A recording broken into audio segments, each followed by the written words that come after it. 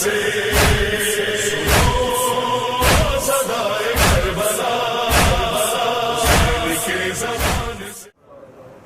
حول ولا قوة إلا بالله العلي العظيم حسبنا الله ونعم الوكيل ونعم المولى ونعم النصير أعوذ بالله من الشيطان الرجيم بسم الله الرحمن الرحيم الحمد لله الذي يؤمن الخائفين وينجي الصالحين ويضع المستغفرين ويهلك ملوكا ويستخلف آخرين والصلاة والسلام على رسول ثقلين محبوب رب المشرقين والمغربين جد الحسن والحسين نبینا سیدنا بالقاسم محمد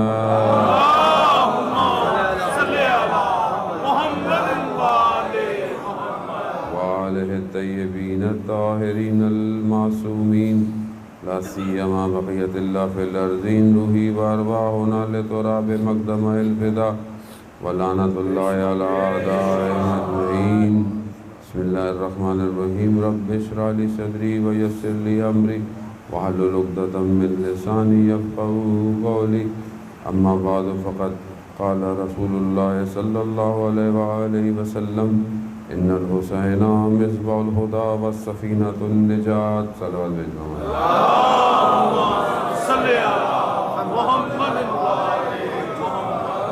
عزاداران سید الشہداء ایام ماہ محرم کی سالانہ مجلس ہے اور مجلس کا سلسلہ جاری ہے.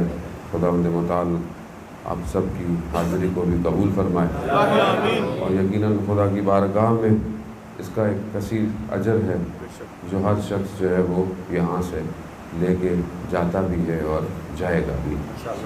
مجلس امام حسین علیہ السلام برپا کرنا خود اور عزاداری کرنا سنت ائمہ علیہ السلام ہے. ائمہ نے خود اس کا بھرپور انتظام کیا اور اپنے ہر دور کے اندر انہوں نے پوری کوشش کی کہ کوئی اور غم منایا نہ جائے یہ منایا جائے امام حسین کے غم کو زندہ رکھا جائے. اس کی جو سب سے بڑی وجوہات تھی وہ یہی تھی کہ کربلا کا معرکہ اتنا مہم تھا اور اتنا مہم ہے کہ اس کو زندہ رکھنا بہت ضروری تھا اور ائمہ جانتے تھے کہ کس طرح معاشرے میں نفوذ کرنا ہے. اور یہ ائمہ علیہ السلام نے ہمیں تعلیم بھی فرمایا کہ جب بھی تم کہیں بھی جمع ہو آپس میں بیٹھو تو ہمارا بھی جو ہے وہ ذکر کرو، یعنی اپنی محفلوں کو ہمارے ذکر سے جو ہے وہ زینت بخشو. اور شخص بھی روایت بھی ہے، شخص امام جعفر صادق علیہ السلام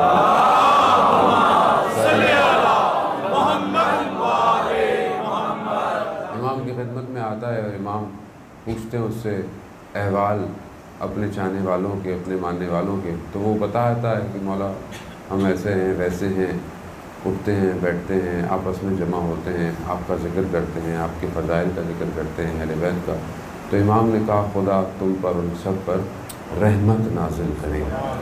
تو یہ ہماری زندگی کا خاصہ ہونا چاہیے کہ ہم اپنی محفلوں میں اہل بیت کے امر کو زندہ کریں، اور زندہ تبھی کریں گے ظاہر ہے جب ہم اپنے زمانے کے حساب سے اپنے ائمہ کی اطاعت کے لیے اپنے قدموں کو اٹھائیں گے. اور ائمہ نے ہر دور کے لیے ہمارے لیے تعلیمات جو ہے وہ ہمیں پہنچائیں. ایسا نہیں ہے کہ پرانے زمانے کے لوگ اماموں کو فالو کر سکتے تھے، آج کا زمانہ ماڈرن ہو گیا ہے تو آج ہم امام کو فالو نہیں کر سکتے، ایسا نہیں ہے. ہمارے اندر کمیاں ہیں، ائمہ کی تعلیمات میں کوئی کمی نہیں ہے. ہمیں چاہیے کہ آنے والی نسل کو جو ظاہر ہے جو جس طرح جس چیزوں کو لے رہی ہے اس کو ویسے پیش کریں. میں بہرحال کیونکہ وقت ہمارے پاس نہیں ہے، کیونکہ ابھی تو پہلی مجلس ہے اور شام تک میری 5ویں ہوگی انشاءاللہ. درود بھیجتے محمد والے محمد.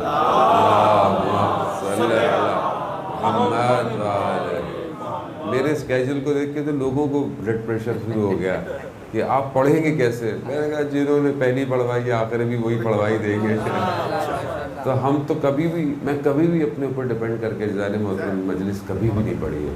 جس دن صحت و سلامتی کے لیے بلند تر صلوات. اللہم صلی علی محمد و آل محمد. اگر اپنے اوپر ڈیپینڈ کر کے پڑھے تو ایک بھی نہیں پڑھی جائے گی، یہ یاد رکھیے گا. اس یقیناً توسل کے بغیر معاملہ کچھ نہیں ہوتا. یہاں پہ جب ہم حوضے میں گئے تو ہمارے ایک دوست تھے بہت اچھے، ابھی بھی بہت اچھے دوست بھی ہیں ہمارے، خیر خواہ بھی ہیں، پروفیسر ہیں. کہتے تھے شاہ جی وہاں جا کے 30% پڑھائی ہے، 70% توسل ہے. تو میں نے کہا شاہ جی ہمارا تو 99% توسل ہی چل رہا ہے. تو توسل ہی، اور یہ اہل بیت کا علم ایسا ہے عزیزان محترم. شہید مطہری سے کسی نے سوال پوچھا، بہت بڑے اسکالر تھے، کتنی کتابیں آپ نے بھی پڑھی ہوں گی اردو کے اندر، انگلش کے اندر. اور یہ کمال ہے، دیکھیں نا کتنا عرصہ ہو گیا استاد شہید مطہری کو بھی دنیا سے گئے ہوئے. آپ کتاب اٹھائیں ان کی، آپ کو لگے گا آج کے زمانے کی گفتگو کر رہا ہے. شہید مطہری سے پوچھا کہ آپ کتنے استاد ہیں، آپ علامہ طباطبائی سے کیوں اتنی محبت کرتے ہیں؟ یعنی استاد تو آپ کے اور بھی بہت سارے ہیں. تو کہا ولایت اہل بیت کی وجہ سے. ایسا نہیں کہ سارے سب کی تھی، لیکن بہرحال کچھ نظر آتی، کچھ بعض کو نظر نہیں آتی یا اس طرح. کہا کیا؟ کہا جب رمضان ہوتا تھا، رمضان میں جب روزہ افطار کیا جاتا تھا تو علامہ طباطبائی حضرت معصومہ کی زری کو بوسہ دے کے افطار کرتے تھے. یعنی یہ ہے ولایت، یہ ہے، یعنی یہ جو اس مقام پہ لوگ پہنچے ہیں یہ ایسے نہیں پہنچے، یہ ان کے دروں پہ جھکے ہیں تو اللہ نے ان کو کیا مقام اور کیا در لگایا. یہی ہے ہماری زندگی میں عزیزان محترم. ہم ہے اہل بیت کا در ہے، ہم متصل نہیں ہیں اس طرح جس طرح واقعا انسان جھکا ہوا ہو، یعنی اور کو آسرا نہیں. علامہ مصباح ابھی بھی جو بڑے بڑے اسکالر ہیں وہ یہی کہتے ہیں کہ حضرت معصومہ کی زری کی خاک لگا کر جو ہے وہ کہیں جایا کرو. کیوں؟ کیونکہ یہ ہے علم جو نشت لے رہا ہے ہر جگہ سے. اور وہ دیکھیں نا آپ، وہ جو روایات بھی ہے حضرت معصومہ کے لیے، یہ سارا علم اور اہل بیت کا پورا جو گھرانہ ہے، خود اہل بیت کا جو حرم ہے وہ کم ہے، اور کم کے اندر اور جنت کے چند دروازے جو ہیں وہ کم ہی کی طرف سے جائیں گے. اور خود زیارت میں حضرت معصومہ سلام اللہ علیہ کی، یا فاطمہ اشفعی لی فی الجنہ، اے فاطمہ میری جنت میں شفاعت کیجئے گا. جنت کے مقامات ہوں گے نا، ایک مقام پہ انسان جنت میں جائے گا تو اس کو اوپر ایک اور مقام دکھایا جائے گا. وہ جب اپنے مقام کو دیکھے گا، اس کو دیکھے گا، بولے یہ تو بڑا زبردست مقام ہے، تو اس کو اور اوپر لے کے جایا جائے گا. جب اس پہ جائے گا تو وہ بہت، اس نے ایسا کچھ دیکھا ہی نہیں ہوگا، تو ابھی اسی میں محفوظ ہوگا، محسوس ہوگا، تو دیکھا ایک اور مقام دیکھو، تو ایک اور مقام دیکھے گا جو جو چیزیں یہاں پہ نہیں ہیں اس کے اندر موجود ہے. یعنی خود جنت میں قرآن کی آیتوں کے برابر مقامات ہیں. تو آپ کو زندگی میں جتنی آیتیں شامل ہوں گی اتنے جنت میں مقامات عزیزان محترم بڑھتے چلے جائیں گے. در یہی ہے اہل بیت کا. ہم اپنی زندگی میں دیکھیں کہ ہم نے اس در کو اپنی زندگی میں کتنی جگہ دی ہوئی ہے. اور انسان اسی وقت پہچانا جاتا ہے نا کہ جب انسان مشکل میں ہو، پریشانی میں ہو، خوشی میں ہو. جب انسان ان چیزوں میں جس کو یاد کرتا ہے اسی سے پتہ چلتا ہے کہ یہ کس کا ماننے والا ہے. ہم اپنی زندگیوں کو بائفرکیٹ کریں، ڈیفرینشیٹ کریں.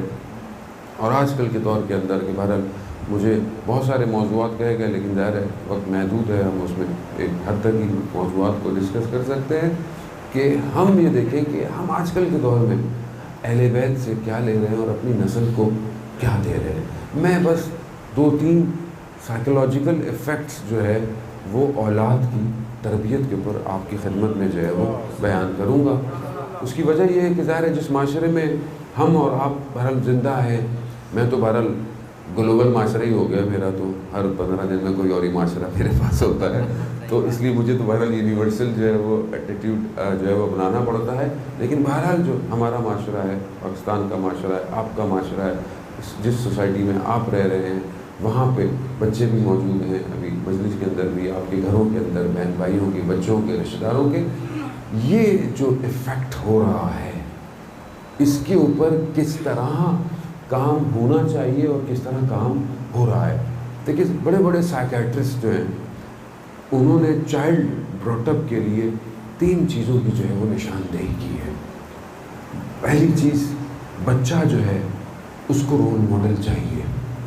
बच्चा बगैर रोल मॉडल के नहीं रह सकता। उसको एक नमूना अमल चाहिए, उसको एक उसवा हसना चाहिए।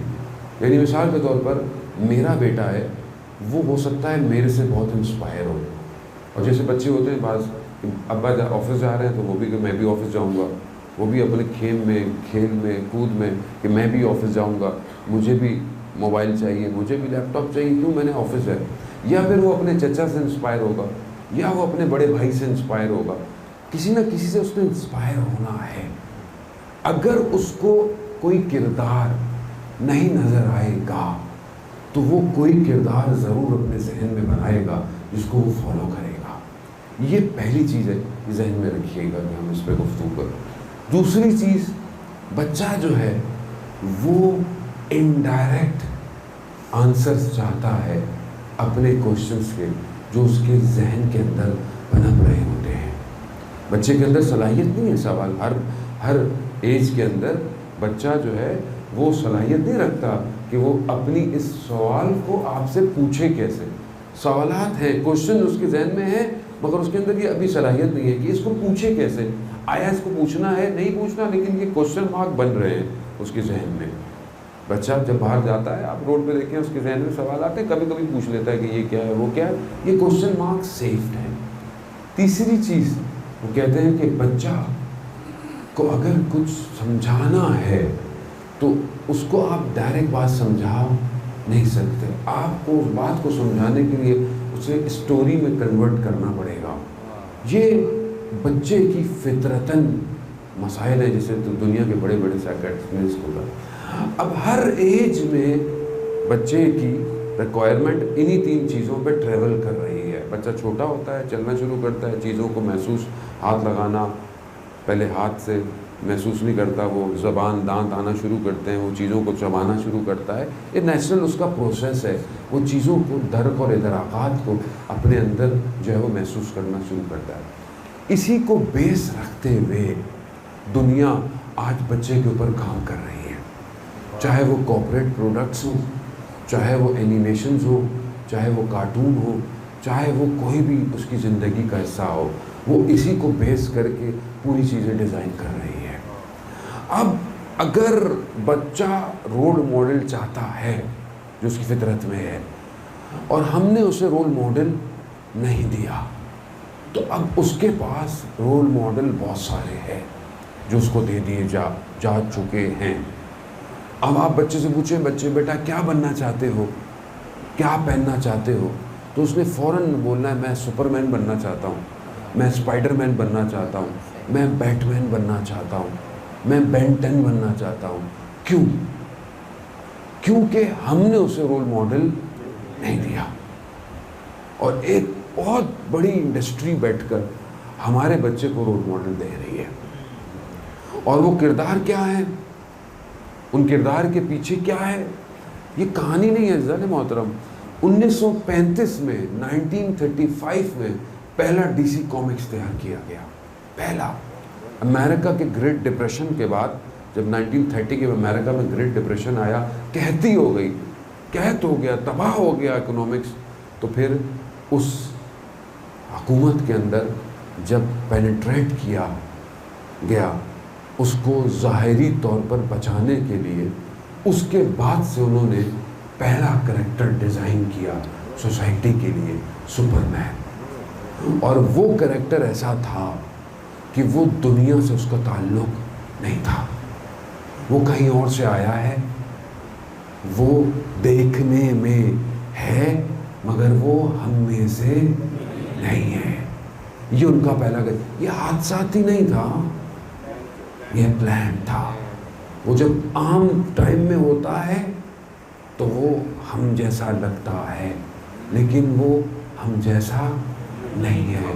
उसके माँ बाप, उसकी दुनिया, उसके खुदा कोई और है। और ग्रेजुअली इन्होंने काम किया और आज ये उस नहज पे आ गए कि आपकी सोच है। आज इन्होंने दुनिया को اپنے کنٹرول میں لے لیا. یہ گیم، یہ اینیمیشنز، یہ بڑی بڑی اسکرینز، یہ بڑے بڑے کریکٹر ڈیزائنڈ کیے، بکس لکھی گئی، کلرز کس چیز کی نشاندہی کرتے ہیں اس پہ سب لکھا گیا، کوالٹیز کیا کیا ہیں، خوبیاں کیا کیا ہیں، طاقتیں کیسے حاصل ہوتی ہیں، سب کچھ ڈیزائن کیا. اور اب اس سے بڑی کمپنی جو اس ٹائم ہمارے سارے، اور یہ سب دنیا کے لیے، ہاں یہ سب ایسا نہیں ہے کہ صرف آپ کے میرے لیے نا، ان کے لیے پوری دنیا پروڈکٹ ہے. وہ پوری دنیا کو ایک زاویے سے دیکھ رہے ہیں. میں اس لیے بہرحال کیونکہ کہہ رہا ہوں کہ بہرحال کیونکہ زندگی کا کوئی بھروسہ ہے نہیں انسان کے پاس، جو بہرحال ہماری ریسرچ ہے وہ آپ کی خدمت میں دے دیں، کیونکہ جب تک خود عوام اس بات کو ریئلائز نہیں کرے گی، خود جب تک کام نہیں کرے گی، ہم اپنے آنے والی نسل کو الٹرنیٹ نہیں دے سکتے. اب یہ ٹائم آ گیا ہے کہ اب ہمیں اپنی نسلوں کو بچانا پڑے گا، ورنہ اب جو کام نسل کے ساتھ ہو رہا ہے اب کچھ عرصے کے بعد سب تباہ ہو جائے گا. کہ جس طرح وہ نفوذ کر گئے ہیں اور وہ نفوذ کر رہے ہیں اور کوئی بول نہیں سکتا ان کے خلاف. آپ ویسٹ میں بات نہیں کر سکتے. آپ اگر اسکول پروفیسر ہیں آپ کے اوپر بین لگ جائے گا، اگر آپ اسپیکر ہیں آپ کے اوپر بین لگ جائے گا. سب کیونکہ یہ یزیدیت کے نظام پہلی شرط ہے کہ اس کے خلاف کوئی بولے نہیں. یہ اس کے نظام کی پہلی شرط ہے. کیوں؟ اسی لیے اس نے کہا تھا کہ سب سے بیعت ملے نہ ملے اس سے بیعت ضرور لے لو جس نے حق پہ زبان اٹھانی ہے. یہ پرانا نظام ہے. اس لیے میں کہوں کہ دیکھیں کربلا کو آج کے دور سے کمپیئر کرنے کی کوشش کریں. ہم اپنی روایتی گفتگو اچھی بات ہے، پورا مہینہ سال ہوتا ہے، 2 مہینے، ہر علماء ہر طرح کی موجود ہیں، ہر چیز ہے، ہسٹری بھی ہے، فضائل بھی ہیں، ہر چیز کی ضرورت بھی ہے، مناظرہ بھی پڑھنا ہے، سب پڑھنے کی ضرورت ہے، ورنہ آنے والی نسل کو پتہ ہی نہیں چلے گا خیبر اکھاڑا کس نے کرا. اگر آپ جنگیں نہیں پڑھیں گے تو کل کو تو لوگ اپنی کتابوں میں جنگیں بھی لے کے جا رہے ہیں. تو یہ ضروری ہے کہ ان کو پتہ ہو کہ تلوار بھی کس کی تیز تھی اور محراب میں بھی سب سے مضبوط کون تھا. تو یہ بہت ضروری ہے. لیکن آج کے دور کے ساتھ اس کو دکھانا پڑے گا. کردار دکھائیں. انہوں نے یہی کیا. انہوں نے جتنے بھی یہ فکشنس کریکٹر ہیں نا یہ لیے ہم میں سے ہیں، انہوں نے بنائے. انہوں نے ایسی شخصیتیں بنائی جو پرواز کرتی ہیں، جن کے ایک ہی ٹائم میں وہ اتنے لوگوں کو مار دیتے ہیں. سب یہ کریکٹر تاریخ میں انہوں نے کہاں سے اٹھائے. یہ جب انہوں نے دیکھا کہ دنیا کی جنگوں کے اندر اور تو کوئی نظر نہیں آیا، ایک علی ہے جو ہر طرف نظر رہا ہے، تو انہوں نے بھی 360 کیمرے لگا کر ایک ہی شخص کو چلا کر دکھایا کہ کس طرح لڑ سکتا ہے ایک آدمی. انہوں نے یہ سارے ایٹریبیوٹس انسان کے تاریخ سے لیے، لیکن اپنے اوپر لے کر اور اپنی چیزوں کو کنورٹ کر لیا. اب یہ کہتے ہیں کہ ہم ہیں گلیکسی کو بچانے والے، ہم ہیں پوری دنیا کو ہم بچائیں گے. اور انہوں نے ذہنوں کے اندر ڈال دیا ہے کہ کوئی اور مخلوق اترے گی جو انسان سے لڑے گی، جس میں وہ بعض فلموں میں کہتے ہیں مشینیں اتریں گی، بعض فلموں میں کہتے ہیں جی روبوٹس اتریں گے، بعض فلموں میں کوئی مخلوقات ہیں عالم سے وہ انسان سے لڑیں گے. اور یہ ذہنوں کو تیار کر رہے ہیں کہ دیکھو کوئی آئے گا ہماری دنیا کو قبضہ کرنے کے لیے. وہ اپنی طرف سے امام کا انتظار کر رہے ہیں اور انہوں نے اپنے عقائد میں امام کو جو ہے وہ کچھ اور بنا دیا، انسانیت کا نعوذ باللہ کہ وہ دشمن ہے، اور اپنا جو ان کا ہے کہ جو ہے اصل انسانیت کا دشمن اس کو وہ منجی بشر بنا کر پیش کر رہے ہیں. یہی کیا ہے انہوں نے. زندہ آباد، زندہ آباد، مردہ آباد، مردہ آباد.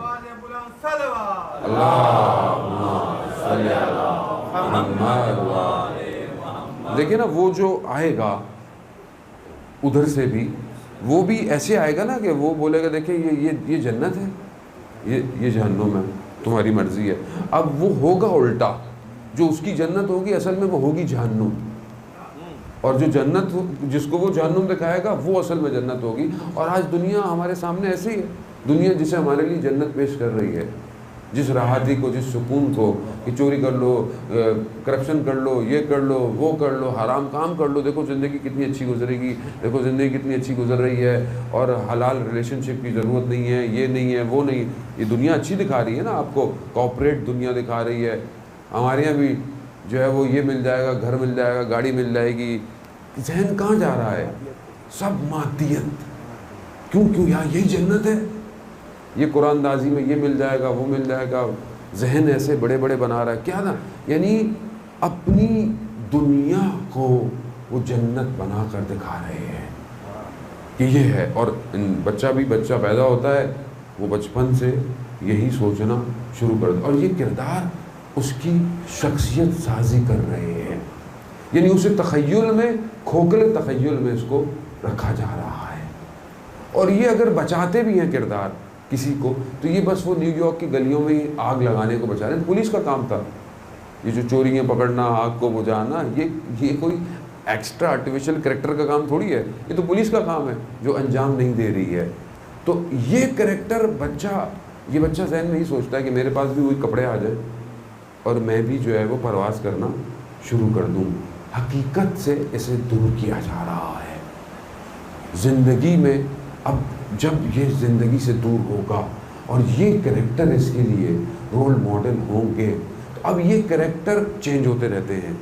اب یہی کریکٹر ایک بہت اچھا فٹ بالر بھی بن جائے گا, جو اس کی زندگی میں وہ اسی کی شرٹ پہنے گا, اسی کے جوتے پہنے گا, اس کو CR7 چاہیے, اس کو شرٹ بھی ویسی چاہیے, اس کو بال بھی ویسی بنانے ہیں, بالوں میں لائنیں بھی ویسی بنانی ہیں, سب ویسی بنانے ہیں. پھر یہی کردار کسی فلم میں, کسی سنگر کی صورت میں, کسی اور صورت میں, پھر اس کی زندگی کیا ہے؟ یہ نشے بھی کرتا ہے, یہ ڈرگس بھی یوز کرتا ہے, یہ ایسے بھی رہتا ہے, یہ ویسے بھی. خود بخود کردار سازی ہو رہی ہے, کچھ کرنے کی ضرورت نہیں ہے. کیوں آج معاشرہ اتنی تیزی سے بے روی کا شکار ہو گیا؟ آج آپ جوان کو دیکھیں, آپ یونیورسٹیز میں, بڑی بڑی یونیورسٹیز میں, سب میں چلے جائیں, نشہ فیسینیشن ہے. وہ نشہ جو ہم تصور نہیں کر سکتے تھے, وہ نشہ آج جوان بڑے آرام سے کر رہا ہے. اور جتنے بھی آپ کردار دیکھ لیں, ٹی وی کریکٹرز دیکھ لیں, فلم سینما دیکھ لیں, نیٹ فلکس کے ٹی وی سیزن دیکھ لیں, سب میں اتنی آسانی سے یہ ریلیشن شپ ڈیفائن کر دیے گئے کہ لگ ہی نہیں رہا کہ یہ حرام کر رہا ہے یا حلال کر رہا ہے. گھس گئے ہیں. ہم دے نہیں پائے اپنی نسل کو رول ماڈل, ہم نے نہیں دیا.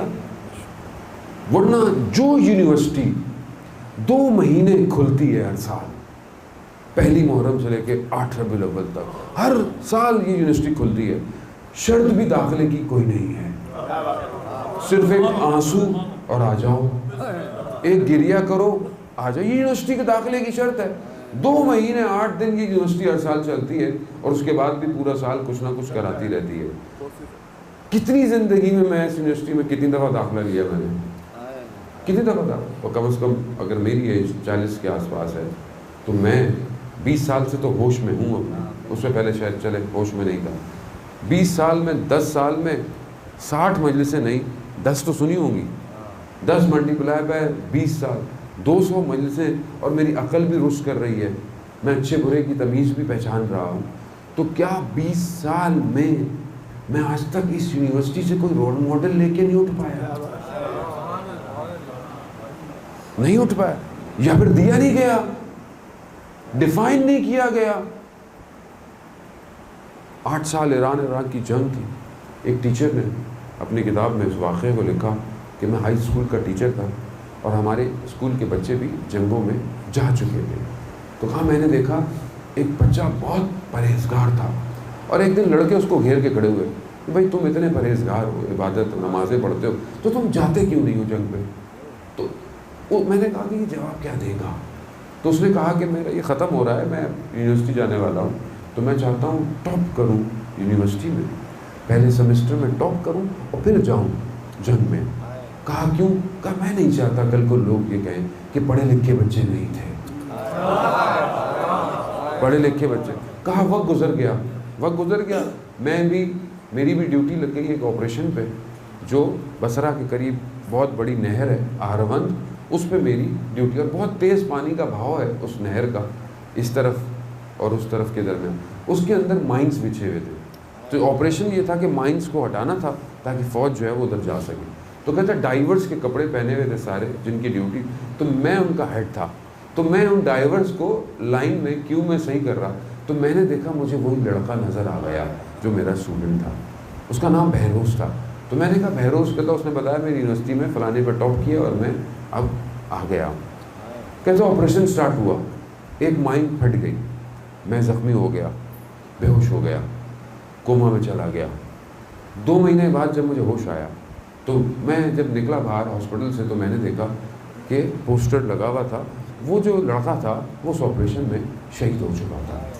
तो मैं उसके घर गया कि उनके घर वालों को थोड़ा मुबारकबाद दूँ, दरासा दूँ, ये तो वो बड़ा रो रहे थे, गिरिया किया उन्होंने, और उन्होंने मुझे वाक़या सुनाया कि जब वो शहीद हुआ तो उसकी फूफी थी जो अमेरिका में रहती थी, और वो आई और उसने कहा कि आपका बेटा बड़ा इंटेलिजेंट था, बाहर होता, PhD डॉक्टरेट कर लेता, साइंटिस्ट बन सकता, आपने पता नहीं किन चक्करों में अपने बच्चे को जो है वो मरवा दिया।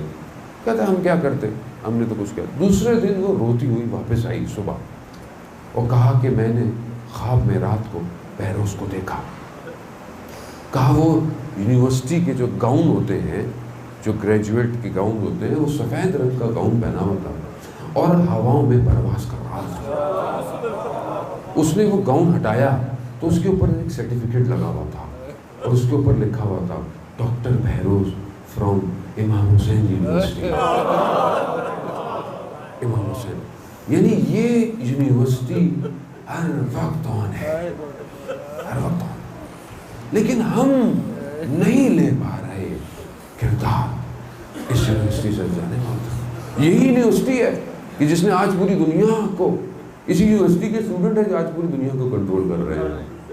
यही हुसैनियत का दर्स है जो इमाम हुसैन ने उस वक्त 61 हिजरी में एक ऐसे तख्ते पर दिया, एक ऐसे बोर्ड पर दिया कि जिस पर हक और बातिल को इमाम हुसैन ने खींच दिया, क़यामत तक के लिए रास्ता डिफाइन कर दिया।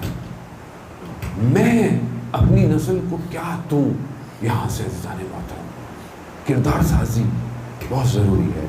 अगर मैं और आप किरदार साजी नहीं कर पाए माशरे की, तो मैंने आपको बता दिया माशरे की किरदार साजी किसके हाथ में चली गई है। अब हमारे जो किरदार बनेंगे तो بعید नहीं कि वो ऐसी चीज़ें जिसे हम तसव्वुर नहीं कर सकते हमारे घरों के अंदर शुरू हो जाएगी। आज हमें शायद महसूस नहीं हो रहा क्योंकि शायद मेरे घर में कुछ नहीं हुआ, लेकिन शायद बराबर वाले घर में कुछ हुआ हो, उसके बराबर वाले घर में। तबाही के दहाने पर खड़ा है माशरा इस टाइम, तबाही। और ये मैं सिर्फ यहाँ की बात नहीं कर रहा, पूरी दुनिया के अंदर कम्युनिटीज़ तबाह हो गई हैं। शादियाँ 6 महीने से ज़्यादा एग्जिस्ट नहीं कर पा रही हैं। डाइवोर्स रेशियो हाई हो गया। इलीगल रिलेशनशिप अब बड़ा मॉडर्न हो गया है, बड़ा लोग इसको अब प्रेफर कर, क्यों? क्योंकि माशरे की जहनीत ऐसी बना दी गई है। तो कौन बचाएगा जाने मतलब? हमें अपना किरदार अदा करना पड़ेगा। मेरे अंदर जो सलाहियत है मुझे माशरे में उस सलाहियत को देना पड़ेगा। मैं अपने अंदर कुछ सलाहियतों को उजागर करूँ। ये जो इनडायरेक्ट सवालात हैं और ये जो सारी चीज़ें हैं, ये सारी चीज़ें कौन डिफ़ाइन करेगा? बच्चे के जहन के अंदर बहुत सारे सवालात हैं। खुदा कौन है, खुदा कहाँ है, खुदा कैसा है, खुदा कब से है। हम बच्चे को भगा देते हैं, बच्चे को कहते हैं कि भागो यहाँ से, ये कोई सवाल है बेटा पूछने की ज़रूरत है। वो हम अब्बा को ही नहीं पता, वहाँ तो आपको क्या पता है। नहीं, ऐसा नहीं करें। जो सवाल नहीं जानते गलत जवाब उसको नहीं दें। क्यों? क्योंकि आपका जवाब उसका अकीदा बना रहा है, आपका जवाब उसका अकीदा बना। मेरी बेटी छोटी थी तो माशाल्लाह बड़ी हो गई, मुझे बार बार कहती है, आप हर वक्त कहते हैं कि नेक काम कर ले सवाब मिलेगा, जन्नत में जाएंगे। तो उसने बड़े आराम से मासूमियत से मुझे एक दिन कहा, ये जन्नत है कहाँ? ये जो आप कहते हैं जन्नत में जाएंगे, बाबा जन्नत कहाँ है, ये आपने देखी है? कहाँ बेटा, देखी तो नहीं है। تو پھر خام خواب ہمیں جنت میں بھیجنے کے چکر میں لگے رہتے ہیں. بڑا نیچرل سوال تھا. اب اس کو میں یہ نہیں بول سکتا، میں نے آہستہ آہستہ اس کے ایج کے حساب سے کہ جنت بیسیکلی ریوارڈ ہے. جیسے ہم دنیا میں ریوارڈ دیتے ہیں تو ہمیں آخرت میں بھی ایک ریوارڈ ملنے والا ہے. عجیب سوالات ہیں جانے محترم بچوں کے، یہ انڈائریکٹ کوشچنس کہ دنیا میں ہم آتے کہاں سے ہیں، کیسے آتے ہیں. اور یہ سب اینیمیشن، یہ سب کارٹون جو ہم نہیں دیکھ رہے، بچہ دیکھ رہا ہے. اس لیے بہت ضروری ہے کہ آپ اپنے بچے کا ٹائم سلاٹ آپ کو پتا ہو کہ یہ کس ٹائم سلاٹ میں ٹی وی کے آگے بیٹھتا ہے اور اس ٹائم سلاٹ میں ٹی وی میں آتا کیا ہے. بیٹھے ٹائم لگائیں، یہ پروڈکٹ ہے امام زمانہ کی. ہم نے اس کو دنیا کے حال پہ چھوڑ دیا ہے. ہمیں کمانے سے فرصت نہیں، ہم تو کما رہے ہیں مولانا، ہم تو کما رہے ہیں. وہ ماں بھی کچھ بولتی ہے تو بھائی میں کماؤں کہ بچوں کو سنبھالوں. لیکن یہ بھی ہماری ذمہ داری ہے، کمانا بھی ذمہ داری ہے، ان کا خیال رکھنا بھی، اس کی صحیح تربیت بھی ہماری ذمہ داری. جب میں اپنے بیٹے کو ٹائم نہیں دوں گا، میں اپنی بیٹی کو ٹائم نہیں دوں گا تو پھر کون دے گا اس کو ٹائم؟ مجھے آپ بتائیں. پھر یہ بچہ تھوڑے دنوں میں تو فیس بک، یوٹیوب، انسٹاگرام اور وہ جو پب جی اور پتہ نہیں کون کون سے گیم اور ٹک ٹاک اور پتہ نہیں کیا کیا، تو یہ تو اسی پہ زندگی گزارے گا اور پھر اسی کے ورچوئل فرینڈ بن جائیں گے اور وہ اسی کے اندر زندہ ہے. یہاں خواتین شکایت کرتی ہیں کہ ہمارے شوہر گھر آ کے بھی مولانا صاحب جو ہے وہ اپنی ڈیوائسز کے اندر لگے ہوئے ہیں. یعنی فزیکلی ریلیشن شپ جو ہے وہ اہمیت نہیں دیتا، نہ وہ لذت پروڈیوس کر رہا ہے. اس کی وجہ کیا ہے کہ ورچولی اتنے ہم انٹیکٹ ہو گئے ہیں کہ ہم اسی میں لذت لگ رہی ہے. ایڈکشن ہو گئی ہے، ذہن جو ہے وہ اس طرف چلا گیا ہے. اور ٹیکنالوجی کا دور ہے، اس نے ذہنوں کو اس طرح کنٹیکٹ اور روک لیا ہے کہ انسان سوچنے کی صلاحیت سے بھی معصوم ہو گیا. تو کہاں سے ہم نکلیں گے؟ جانے محترم بار وقت بہت تیزی سے جو ہے وہ اپنے اختتام کی طرف چلا گیا. میں اس سے زیادہ اس پہ گفتگو نہیں کر پاؤں گا، لیکن بس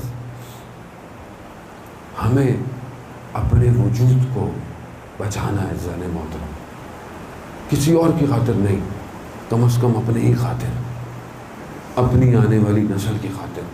یہ ایک ذمہ داری ہے. یقیناً سارے دور سخت تھے، ہر دور سخت، آسان کوئی بھی دور نہیں رہا اپنے زمانے، لیکن یہ سخت ترین دور ہے. یہ آخر الزمان ہے، یہ ظہور سے پہلے کا دور ہے اور یہ بہت سخت ہے. اور فتنہ، مشکلات، امتحان مومنین پہ شدت سے یہاں آئیں گی اور آ رہی ہیں. ہمیں اس دور کے اندر بہت خیال رکھنا ہے. مذہب کو بھی لوگ گھسیٹنے کی کوشش کر رہے ہیں. مذہب، اسلامو فوبیا آپ کے سامنے پوری دنیا کے اندر، اسلام کو کس طرح پیش کرنا ہے، اسلام کی حالت داعش کے ذریعے، طالبان کی شکل میں انہوں نے کیا دی ہے تاکہ لوگ نفرت کریں. پھر اس کے بعد تشیع کے اندر بھی جو ہے وہ اتنی اختلاف ڈالنا، اتنے آپس میں لڑا دینا، اتنے دھڑے بنا دینا، اتنے ٹکڑے کر دینا کہ جو ایک اچھا جوان ہے وہ بولے ایسے مذہب سے میں بہتر ہے کہ دور رہوں. جان پوچھ کے مذہب کی شکل ایسی کر دو کہ پڑھا لکھا شخص جو ہے وہ مذہب سے بولے کہ بڑی مہربانی، مجھے مذہب نہیں چاہیے. کیوں؟ کیونکہ جانتے ہیں حق کس مذہب کے اندر ہے. تو اس لیے ہمیں بڑے بصیرت طریقے سے جانے محترم، دیکھیں میں اور آپ، ہم ایک محدود ہمارا علم ہے، میرا اور آپ کا ایک محدود ایریا آف ریسرچ ہے، محدود ہم دنیا کو دیکھتے ہیں. ہماری جو پولیٹکس میں دنیا کی بھی نگاہ ہے تو یہ ٹاک شو کے ذریعے سے. ہمارے پاس کوئی اور اپنا ایسا اینالسٹ سینٹر یا میری اپنی کوئی اتنی اینالسٹ ہو کہ میں دنیا میں ہونے والے واقعات کو اینالائز کر سکوں، نہیں کر سکتے. اب جیسے کشمیر پہ تو ہم نے بہت بولا یونائٹڈ نیشن میں، لیکن یمن کے معاملے میں ہم جو ہے وہ یمن کے خلاف ووٹ ڈال دیا. تو یہ کیسی اینالسٹ ہے، یہ کیسی انسانیت کی بقا ہے جب جہاں لوگ تڑپ رہے ہیں، مر رہے ہیں پچھلے کئی سالوں سے اندر جو ہے وہ بھوک اور افلاس کے اندر ہے. تو یہ ہمارے پاس کون ایسا سسٹم ہے جو اس ٹائم اسلام کو بچا پائے؟ کون ہے جس کی اتنی بصیرت ہو؟ کون ہے جو اتنی اور طاقت بھی رکھتا ہو؟ دیکھیں جب تک طاقت کا توازن چینج نہیں ہوگا ہم اسلام کو پوری دنیا میں حاکم نہیں کر سکتے. یاد رکھیے گا، طاقت چند ہاتھوں میں رہے دنیا کی، پھر ہم بات کریں کہ جی اسلام پوری دنیا میں پھیلے. اِنَّ حِزْبُ اللَّهِ هُمُ الْغَالِبُونَ، اللہ کا گروہ ہے جو قرآن کہتا ہے کہ غالب آ کر رہے گا. کیسے آئے گا؟ جب طاقت کا توازن ہی ایک چند ہاتھوں کے اندر ہو. تو اب طاقت کا توازن ڈسبیلنس ہو چکا ہے. اب آپ کے سامنے اب طاقت اپنی جگہ، جو دنیا کی ظاہری طاقتیں تھیں، سپر پاور تھی، اب وہ ڈسبیلنس ہو گئی ہیں. اب سپر پاور ڈسکشن پہ آ گیا ہے کہ سپر پاور ہے کون. اب سپر پاور وہ نہیں رہا کہ جو اپنے آپ کو سپر پاور کرتا تھا، کہ جس کے پاس دنیا کے چند ڈرونوں میں سے ایک ڈرون تھا، اس کی قیمت بھی $200 ملین کے برابر، کہ جس کو کوئی دنیا کا نظام ایکسٹریکٹ نہیں کر سکتا تھا. سب سے بڑا رشیا کے پاس تھا انالسٹ کا، وہ بھی نہیں ڈیٹیکٹ کر پایا، مگر چند جوانوں نے اسے ہوا کے اندر گرا کر مار دیا اور یہ بتا دیا کہ طاقت کا توازن اب ڈسبیلنس ہو گیا ہے. جب تک طاقت آپ کے ہاتھ میں نہیں آئے گی، آپ امام کو کہاں دعوت دیں گے؟ آپ مجھے بتائیں، کہاں دیں گے آپ دعوت؟ امام کو کہاں بلائیں گے؟ لاہور میں بلائیں گے؟ گام شاہ میں بلائیں گے؟ کہاں بلائیں گے؟ آپ مجھے بتائیں نا امام کو. امام کہاں آئے؟ امام کو کیا چاہیے؟ امام کو کتنی پاور چاہیے؟ امام کو کتنے لوگ چاہیے؟ امام کو کتنا بڑا نیٹ ورک چاہیے؟ IT اسپیشلسٹ چاہیے؟ اکنامکس چاہیے؟ امام کو پورا سٹرکچر چاہیے. تو کیسے دیں گے جب تک آج ہمارے پاس طاقت نہیں ہوگی؟ تو آج وہ یمنی جن کے پاؤں میں چپلیں ہیں، مگر 500 کلومیٹر تک ڈرون پھینک دیا انہوں نے، کہا پکڑ سکتے ہو تو پکڑ لو. یعنی طاقت ڈسبیلنس کر دی ہے دنیا کی. کس نے کی ہے؟ کون اتنا بابصیرت ہے؟ کون اتنا باشعور ہے؟ کون دور کی نگاہ رکھے ہوئے ہے؟ کس کے پاس اتنے ریسورسز ہیں پوری دنیا میں؟ کس کے پاس؟ کسی کے پاس اتنی بڑی طاقت نہیں جتنی تشیع کے پاس ہے. کسی کے پاس نہیں. جانے محترم، ہمیں تعصب میں رکھا گیا، ہمیں علماء سے، مجتہدین سے نفرتیں ہمارے دلوں میں ڈالی گئی.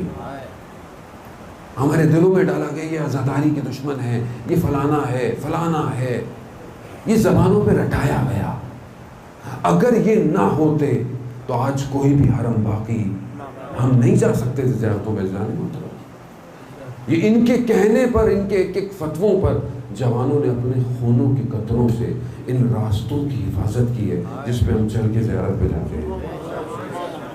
یہ انہوں نے خون دیا. آپ جائیں، آپ اربعین انشاءاللہ کربلا میں جائیں گے، آپ دیکھیں جو پل ہیں، 1400 پل جو بنے ہوئے ہیں، ان سب پہ شہیدوں کی تصویریں ہیں.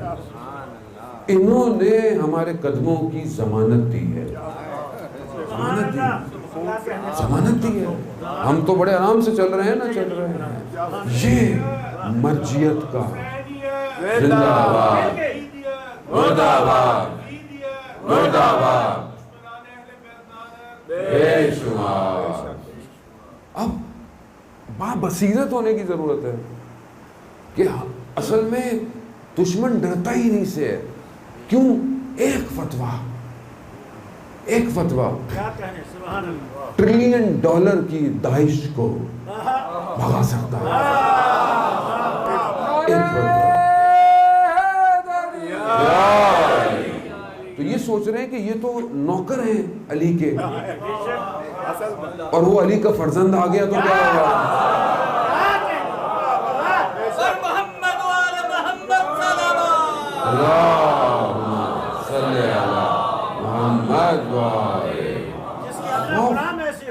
ہاں، وہ آ گیا تو کیا ہوگا؟ کیا ہوگا کائنات میں؟ وہ ابھی مر رہے ہیں، ان کی سمجھ میں نہیں آ رہا کیا کریں. اسی لیے انہوں نے کہا کہ بھائی روکو ان کو کسی طریقے سے. کہاں سے روکیں؟ نہیں روک سکتے. جن نظاموں میں ولایت علی ابن ابی طالب نفوذ کر چکی ہے، جن کی بنیاد ولایت علی ابن ابی طالب ہو، یہ میثم تمار کے ماننے والے ہیں کہ جن کو لٹکا دیا جائے، کاٹ دیا جائے، کھینچ دیا جائے، زبانوں کو تن سے جدا کر دیا جائے، یہ علی علی کرنے سے روکیں گے نہیں. یا رب شعور دے مجھے عمار کی طرح، یا رب شعور دے مجھے عمار کی طرح، کھولوں زبان میثم تمار کی طرح، لینے کو انتقام یزیدان عصر سے، مالک بنا دے مجھ کو بھی مختار کی طرح.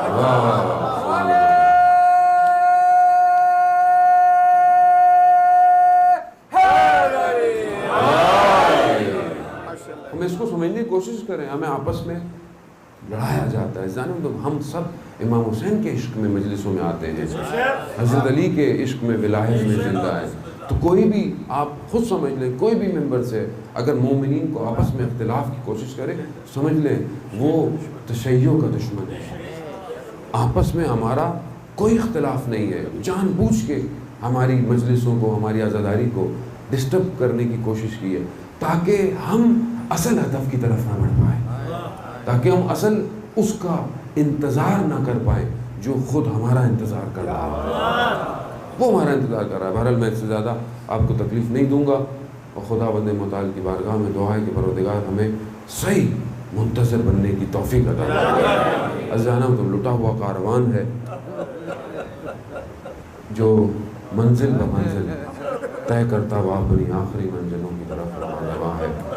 आपने भी बड़ी तकलीफ़ें की, आप भी पहली मुहर्रम से आए बैठे हैं, कहीं ना कहीं कोई ना कोई गिरिया कर रहे हैं। 9 मुहर्रम 10 मुहर्रम तक इंसान बड़ी ताकत लगाता है, 10 मुहर्रम को थक जाता है, आराम करता है, कहता है जी बड़ी मजलिसें की मैंने, 8 को 9 को 10 को बड़ा जुलूस किया, बड़ा मातम किया, बड़ी सबीलें लगाई। आदमी 10 को रात को आके थकता है, मगर सलाम हो जिनका सफ़र ही 10 की बात शुरू हुआ, जिनका सफ़र ही 10 के बाद शुरू, वहाँ आराम, यहाँ तो फिर आराम आया, वहाँ तो अब बेआरामियाँ आए। हाँ, हम तो फिर आराम कर गए, वहाँ थोड़ी आराम। वहाँ तो जो एक सीने पे सोती थी अब सीने पे नहीं सोएगी, अब वो रेत पर या तश्त पे सोती हुई आगे बढ़ेगी। हाँ ज़ादारन मोहतरम, चंद गिरिया है ना जिनके लिए कहा गया कि बड़ा आलम के अंदर गिरिया है। एक हज़रत आदम और हव्वा का गिरिया है, बहुत गिरिया किया हज़रत आदम हव्वा ने, बड़ा गिरिया किया। दूसरा हज़रत याकूब का गिरिया है, बहुत गिरिया किया। तीसरा जो है वो हज़रत फातिमा का गिरिया, बड़ा गिरिया किया बीबी ने भी। कहते थे कि यार रात को गिरिया करें या दिन में गिरिया करें, बड़ा गिरिया किया। हाँ ज़ादारन मोहतरम, और फिर इमाम सज्जाद का गिरिया। कहने वालों ने कहा मौला क्यों इतना गिरिया करते हैं, बस कर दीजिए, इतने साल हो गए, कब तक गिरिया करेंगे। अब ये तो कोई इमाम सज्जाद से पूछे कि रोज़े आशूरा से इमाम सज्जाद ने जो मुश्किलात बर्दाश्त की हैं, न जाने किस कैफियतों में वो बीमार इमाम। बाज़ रिवायत कहती है ना, रोज़े आशूरा जब इमाम हुसैन इमाम सज्जाद के पास आए तो मरीज़ हैं, बीमारी की हालत में हैं। आँख खुली, देखा बाबा की चेहरा खून बह रहा है, जख्मी हालत में है बाबा। तो अचानक से इमाम ने कहा बाबा ये क्या हुआ? कहा बेटा बस वक्त आ गया। कहा बाबा भाई अली अकबर कहाँ गया? बीमारी है ना, बीमारी की हालत है। चचा अब्बास कहाँ गए? ज़ादारन मोहतरम, इमाम बाक़र भी रिवायात पर बयान करते हैं, करबला की वाक़यात अपने बाबा से भी बयान करते हैं कि बाबा के बड़ी सख्तियाँ तहम्मुल की, रोज़े आशूरा भी इमाम सज्जाद ने। लेकिन एक अजीब हालत है, रावी कहता है कि मैंने देखा कि मैं कि एक खातून है जो जलते हुए खैमों में कभी अंदर जाती है कभी बाहर आती है। मैंने कहा कि कोई कीमती चीज़ है जो खैमे के अंदर है, कोई और नहीं तो देखा एक बीमार है, उसे भी बाहर लेकर आ रही है। ज़ादारन मोहतरम, इमाम को मसाइब आप सुनते आ रहे हैं, मैं तो बहरहाल तामील हुक्म करते हुए अपने आप को सवाब में शामिल करना चाहता हूँ। इमाम को बड़ी सख्ती के साथ, बड़ी मुश्किलों के साथ इमाम को सवारी पे बिठाया गया। मैंने बड़े प्यार से कह दिया बिठाया गया।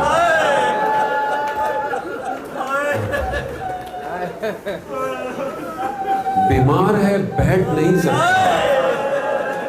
क्या किया? टांगों को भी रस्सियों से बांधा। बदन के साथ तो आप जानते थे कि क्या हुआ। रिवायत कहती है जानवर भी जो थे वो सालिम नहीं थे। کیوں؟ کیونکہ ان کے چلنے سے بھی جو گلے کی توقیں بھی ان کے اوپر بھی اثر پڑتا تھا. یعنی گویا ایک ایک قدم امام تکلیفوں میں برداشت کر رہے ہیں اور یہ تکلیفیں امام برداشت کرتے رہے اور نہ جانے امام نے کتنی تکلیفیں برداشت کیا. آزاداران محترم جب بھی امام کو واقعہ کربلا کے بعد جب بستر لگایا جاتا تھا امام بستر میں نہیں سوتے. کہتے تھے مولا کے غلام مولا کیوں نہیں بستر پہ سو گئے آپ؟ کہاں میں کیسے بستر پہ سو کہ جس کے پہ آپ کو پیاسا اور تشنا مار دیا گیا کیسے بستر پہ سو؟ ہمیشہ امام زمین پر سوتے تھے. جب بھی کھانا آتا تھا امام یہی یاد کرتے تھے, کہتے تھے میرے بابا کو پیاسا اور بھوکا مارا ہے. آزاداران محترم کہا مولا بس کر دے, کتنا گریا کریں گے, اور وہ بھی خون کے آنسو گریا کر رہے ہیں. امام فرماتے ہیں کہ حضرت یعقوب کا یہ کہ یوسف جدا ہوا. حضرت یعقوب جانتے تھے یوسف زندہ ہے لیکن جدا ہوا. اتنا گریا آنکھیں سفید ہو گئی. کہا میرے سامنے میرے 18 یوسف قربان ہو گیا, میں گریا نہ کروں. کہا مولا کیسی سختیاں, مولا کون سا وقت سخت تھا آپ کے لیے, کون سی چیز سخت تھی؟ علی اکبر کا گرنا سخت تھا, ہاں سخت ہے, علی اکبر کا گرنا بھی سخت ہے. حضرت علی اصغر کے گلے پہ تیر لگنا بھی سخت ہے. چچا عباس کے بازوؤں کا بھی تن سے جدا ہونا سخت ہے, سب سخت ہے. مگر جو سختیاں شام میں پڑی وہ سختیاں کہیں اور نہیں پڑی. اس لیے امام نے کہا ہائے شام, ہائے شام, ہائے شام. مولا کیا ہو گیا؟ نہ جانے کس طرح کوئی بیان کرے کہ انسان اغیار کے مجمع میں ہو اور وہ بھی اہل بیت کے ساتھ ہو, لٹا ہوا کارواں ہو اور کھڑا کر دیا جائے بازار میں.